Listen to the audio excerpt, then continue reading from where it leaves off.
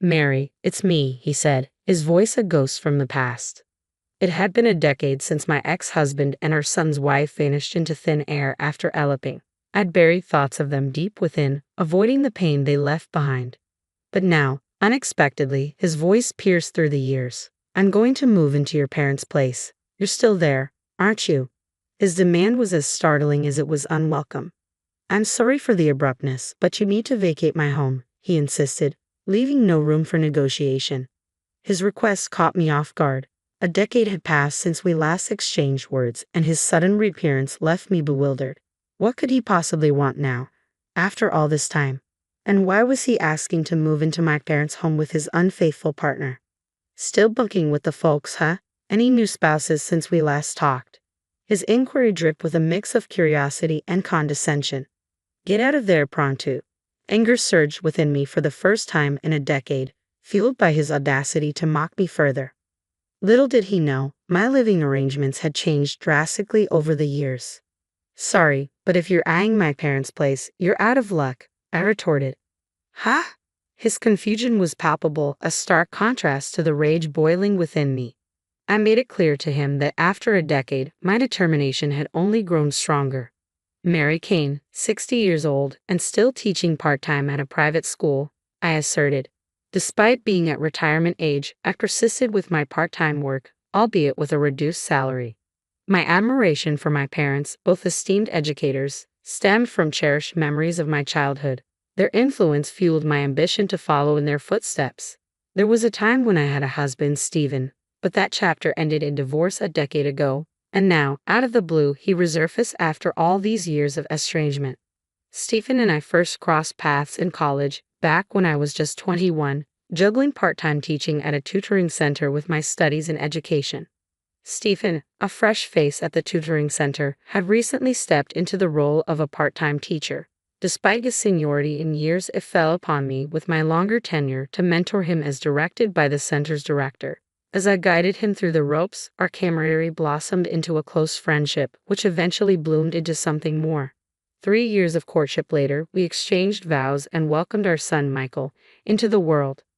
With graduation came a full-time teaching position for me, prompting my departure from the tutoring center. Our journey together as a family was just unfolding, filled with promises of a bright future. 25 years flew by, witnessing Michael find love in Sarah, whom he'd met during his studies at a design school in New York. We rejoiced in their union, hopeful for the happiness they would build together as a couple. Then, unexpectedly, Michael returned home, burdened with something he needed to share. Mom, you're still married to Dad, right? His question, though seemingly innocuous, stirred a mix of emotions within me as I welcomed him back, the worry beginning to settle in. I spotted Dad strolling through Brooklyn with Sarah, Michael disclosed. Okay, I replied, my mind racing with disbelief. According to Michael, he caught sight of Sarah and Dad arm in arm last Friday night in Brooklyn's bustling hotel district. Suspicion gripped him, prompting him to tail them discreetly. His surveillance led him to witness them disappear into a hotel. I couldn't wrap my head around it. Despite being in-laws, Stephen and Sarah shared a bond akin to that of a father and daughter. The notion of them meeting privately, let alone in a hotel, seemed unfathomable. I clung to the hope that it was a misunderstanding or a nightmare, but Michael's evidence shattered that illusion.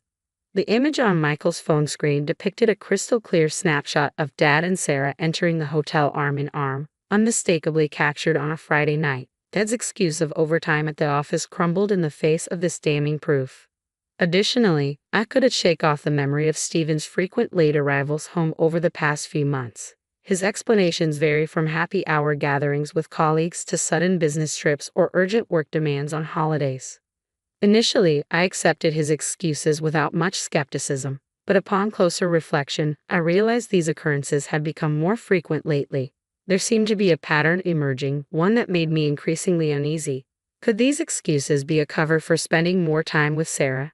Requesting Michael to forward the image, I assured him I would confront his father before bidding him good night. Anticipation gnawed at me as I awaited Stephen's return home that evening. When he finally arrived, the scent of alcohol clung to him, aggravating my nerves. Summoning my courage, I approached him directly. Stephen, Michael mentioned something today. Did you meet Sarah last Friday? Yeah, he stammered, his response lacking conviction. We did cross paths briefly. We chatted a bit, I think. His sudden alertness and the shift in his gaze didn't escape my notice.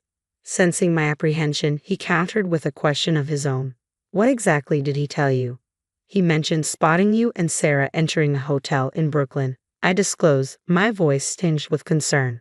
As I spoke, I held up the picture Michael had given me. Stephen's reaction was immediate. His eyes widened, and he seemed to choke on his words, his gaze darting around as if seeking an escape. Finally, with a heavy sigh, he seemed to resign himself to the truth. I can't believe Michael caught us, he muttered, his tone a mixture of surprise and resignation. I let myself get carried away. It's unforgivable. My heart sank as his admission sank in. No way, Stephen, I whispered, struggling to comprehend the betrayal. Realizing there was no use in denying it any longer, Stephen began to spill everything. He confessed to starting a relationship with Sarah 6 months prior, swayed by her advances and feelings that now eclipsed those for me. My mind reeled at the revelation. Had their affair begun around the time Michael and Sarah celebrated their 3rd anniversary? Despite my trembling shock, Stephen pressed on with his confession. I want to marry Sarah, Mary. I'm filing for divorce, he declared, his words like a dagger to my already shattered heart.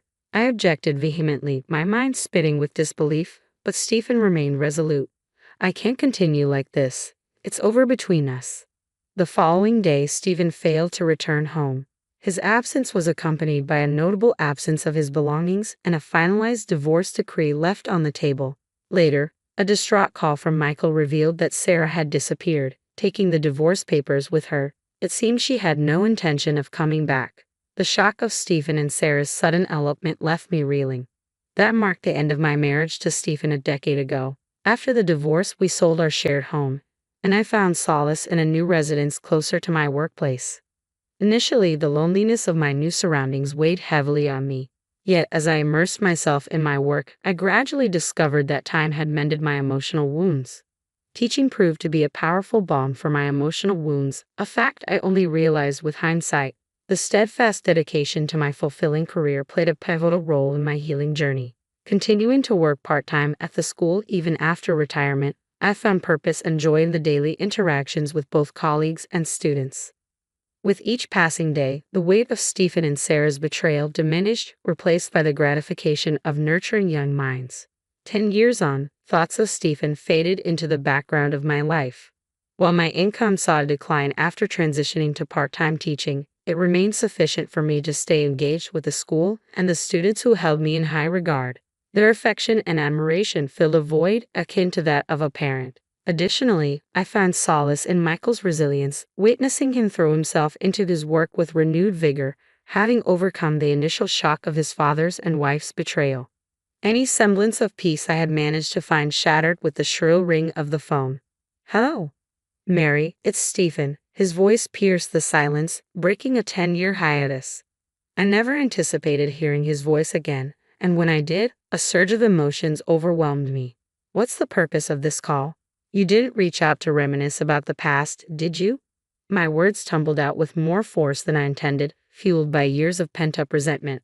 After all, it was Stephen who had insisted on the divorce, leaving me to pick up the pieces. Stephen, ever composed and seemingly indifferent, countered, "Come on now, what's the point of this? Why did you even bother contacting me? You're the reason we're no longer together. I've moved on, Mary. You're not my husband anymore, and I have no interest in seeing you or hearing your voice. Let's cut to the chase, Mary. You're back at your parents', right?" His casual interruption grated on my already frayed nerves, prompting me to raise my voice once more, struggling to contain the surge of emotions stirred by his insensitive and light-hearted tone. Stephen pressed on, oblivious to my turmoil. "Sarah's expecting," he announced, the news hitting me like a freight train. "But raising the child is proving more financially challenging than we anticipated. Making ends meet has become increasingly difficult." According to his account, despite the significant age gap of 30 years, he and Sarah had shared a passionate bond. However, the dynamics shifted when Sarah fell pregnant last year, upending their lives. Both Stephen and Sarah had quit their jobs ahead of the due date, only to find themselves struggling to secure new employment. Forced to scrape by with part-time work, they faced mounting financial strain. With Sarah unable to work following the birth, Their precarious financial situation loomed large. I reached out to Michael and my parents for help, but they all refused. Stephen chuckled over the phone, his words carrying the bitter edge. Stubborn lot, aren't they? His laughter echoed in my mind, conjuring images of Stephen's stern father, determined mother, and sullen younger brother, faces I hadn't seen since their wedding 13 years ago. His family, a portrait of strictness, resolve, and seriousness, had cut ties with me after the divorce. Yet, despite our estrangement, I never imagined Stephen as the type to tolerate infidelity or betrayal within his own family. So, what? You expect me to stay in our old house? I said yes, but first prioritize your relationship with your wife. Your eldest daughter and first grandchild should take precedence over a mere teacher. Leave now. His abusive tone ignited a fierce anger within me. Had my memories of Stephen over the past decade been too idealized? I hadn't anticipated this callousness from him. Then a realization dawned on me. In a subdued voice, I uttered, "I'm sorry, but if you're referring to my parents' house, it's no longer ours." "What do you mean?" Stephen's confusion mirrored my own until I clarified. "Both my parents passed away, Dad 3 years ago, Mom just last year. Their house became too much for me to manage alone, so I sold it. I don't have a house to offer you, Stephen." "Ha. I won't disclose my current address, and even if I did, you're not welcome here. Don't ever show up." Stephen's voice boomed with authority. "What about my inheritance? When your parents pass, should the family home and money come to me?" I frowned, angered by Stephen's cold calculations regarding my parents' demise. It was evident he had his eyes set on not only my funds but also my parents' estate. Despite his mention of familial ties, it was too late for any semblance of trust. I had already received my rightful share from my parents' estate, including their house. My parents had made it clear they wouldn't leave a single cent to a man who shamelessly eloped with their daughter-in-law a decade ago. On the day of our divorce, they were incensed upon learning of Stephen and Sarah's betrayal from Michael and me. Their fury was justified. They had treated Stephen like their own son, only to be repaid with the gravest betrayal. Before their passing, my parents took proactive steps to secure their estate, drafting a will to ensure everything, including our family home, would pass on to me in the event of Sarah's return. 7 years after my father's demise, my mother followed, leaving me the sole inheritor of our family's estate. While reluctant to part with the cherished memories embedded in our home, I honored my parents' wishes and decided to sell it. They hoped it would shelter someone more deserving than Stephen and Sarah. Stephen's reaction was explosive upon learning of this decision. "Don't play dumb. You can't. This is absurd. They wouldn't approve." "The inheritance was legally passed down to me," I countered firmly, "and their forgiveness isn't something I seek, especially not from Stephen and Sarah, who've done nothing but cause turmoil." Stephen, who had idled away his days, had no business meddling in my affairs. As I gazed at my disconnected phone, I realized Stephen's true colors: someone who would abandon others for his own gain, then lash out when denied. It was a revelation that my ex-husband, with whom I'd shared years of my life, could be so immature. As contempt simmered in my heart, another call came through, this time from Sarah. "You didn't bother to inform me about my own in-laws passing," she accused, her voice dripping with accusation. But her words failed to move me. If Sarah had truly been shocked by my parents' deaths, she would have expressed condolences or a desire to pay her respects. Instead, she immediately steered the conversation towards inheritance, legacy, and money, revealing her true priorities. Neither Sarah nor Stephen deserved a place before my parents' altar. With that thought in mind, I cut Sarah off before she could finish speaking. Later, I received a call from Michael. "Mom, did Dad and Sarah show up at your place?" he inquired. "No, they didn't, but they called, asking about the house and their inheritance," I replied. Michael's voice carried a hint of resignation. "I see. I thought they might reach out, especially after they visited me the other day." "Michael, are you okay? Did they cause any trouble?" I asked, concerned. "I'm fine, Mom, really. They just made a scene at my door. When I threatened to call the police, they took off. But I have an idea." Michael revealed his plan to me, prompting a decision to break the cycle of toxicity between Stephen and Sarah, not just for my own sake, but to safeguard my son as he embarked on a fresh chapter. A few days after putting this plan into action, I received a frantic call from Stephen. "Mary, did you have a hand in this? You're unusually quiet," he blurted out. "Don't play innocent. What's going on?" I demanded. They're on their way to our place, Stephen disclosed. They? Who? I pressed for clarification. Stephen explained that 7 women were en route to their apartment, his unfaithful partners. It appeared he'd been carrying on affairs with 7 other women, in addition to Sarah. Unaware of Stephen's infidelities with 7 other women, Sarah found herself caught off guard by the sudden chaos. As the women erupted in anger, Stephen's frustration grew, directed now at Sarah. The revelation of multiple affairs left me dumbfounded. I knew it was you. How did you uncover my secret? Stephen demanded. I wonder, I retorted, considering I have nothing left after my ex-husband abandoned me for another woman 10 years ago. What? Stephen's shock was palpable. Turning the conversation around, Stephen unleashed a torrent of expletives over the phone, but his outburst failed to faze me in the slightest.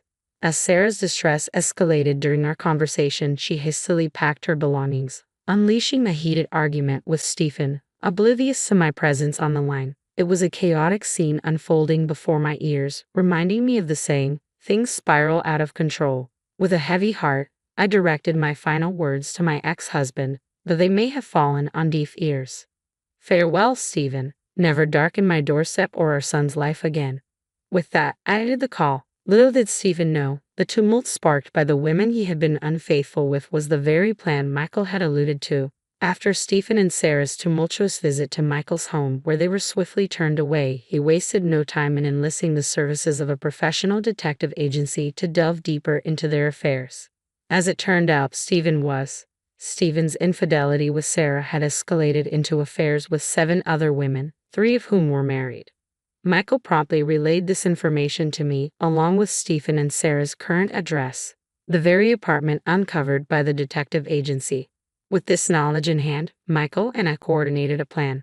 We informed all 7 women of Stephen and Sarah's whereabouts and directed them to confront the couple simultaneously. The resulting chaos at Stephen and Sarah's apartment grew so intense that law enforcement had to intervene, dispatching police to the scene. Sarah ended her relationship with Stephen, and he found himself facing lawsuits from 3 aggrieved husbands, each demanding alimony payments exceeding 3 figures. Losing Sarah, his home, and his financial stability, Stephen now lives as a homeless individual in a park, struggling to make ends meet. A colleague spotted him seeking assistance at a soup kitchen. Meanwhile, Sarah, facing her own financial burdens, was hit with alimony demands surpassing 3 figures. Forced to borrow money to cover her expenses, she turned to a black market lender, a decision that would soon prove ominous. Shortly after securing the loan, she was forcibly abducted by intimidating individuals in a car, and her whereabouts remain unknown. 10 years have passed, and I've finally reached a final resolution with Stephen. Once again, I've returned to the tranquility of my life. While I remain single, contentment fills me as I immerse myself in the vibrant atmosphere of school. That alone is sufficient for me. In time, Michael found love with a woman who has a child of her own. They are now dating with the intention of marriage. My heart swells with hope that Michael, too, will discover a newfound joy and purpose in life.